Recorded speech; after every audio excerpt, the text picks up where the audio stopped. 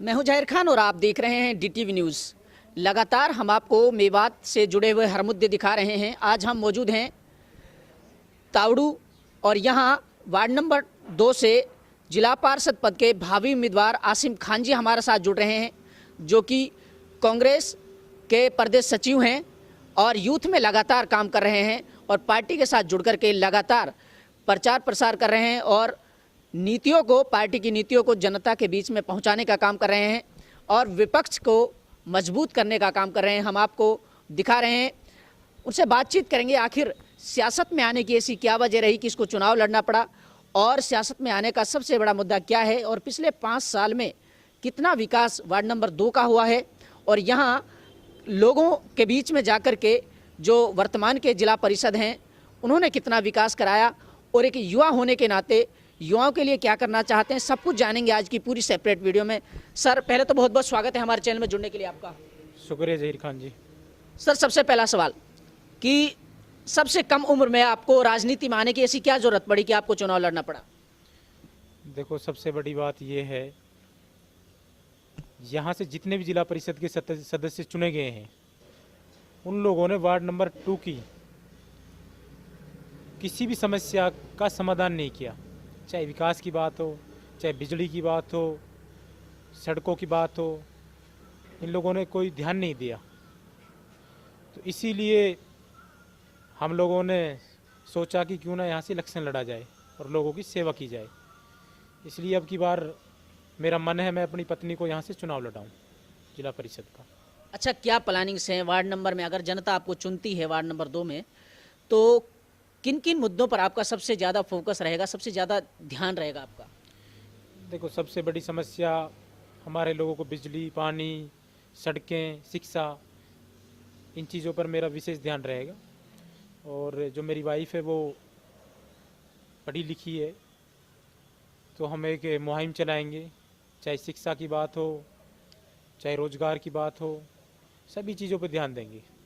अच्छा, आप एक युवा हैं और युवाओं में टैलेंट तो है। मेवात के युवाओं को जहाँ जहाँ मौका मिला है उन्होंने अपनी काबिलियत का लोहा मनवाया है और कामयाबी के परचम लहराए हैं। जीता जागता उदाहरण आपके सामने सैकड़ों मिल जाएंगे, लेकिन कुछ युवा ऐसे हैं जिनको सही प्लेटफॉर्म नहीं मिल पाता।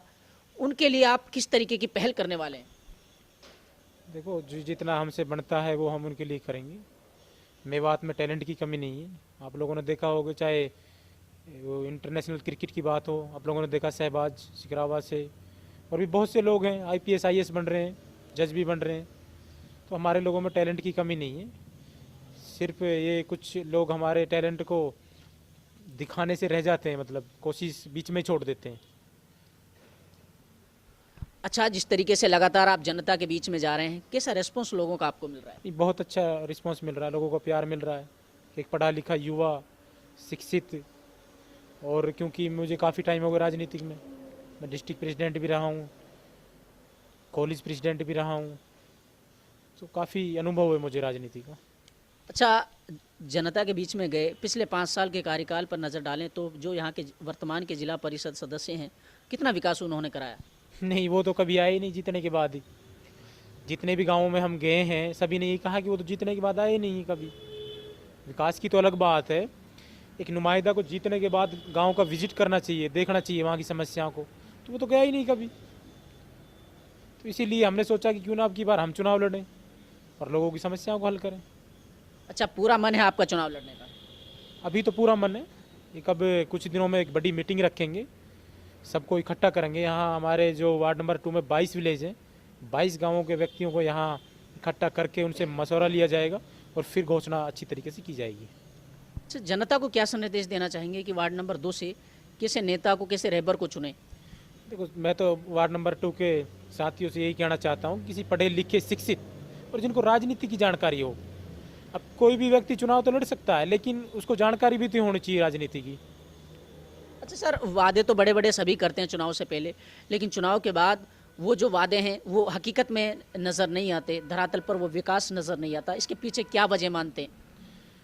देखो, कोई भी राजनीतिक या राजनेता है, काम करने का हौसला होना चाहिए। मैं वार्ड नंबर 2 से अभी को जिला परिषद भी नहीं बना हूँ, लेकिन छोटी मोटी समस्याओं को रोजाना हल करवाता हूँ, लोगों के साथ जाता हूँ। चाहे बिजली का काम हो, पानी का काम हो, कोई भी समस्या हो, उनके साथ खड़ा रहता हूँ 24 घंटा। अगर मुझे मौका दिया तो फिर तो मैं और तरीके से काम करूँगा। क्या लगता है वार्ड नंबर 2 की जनता इस बार बदलाव करना चाहेगी?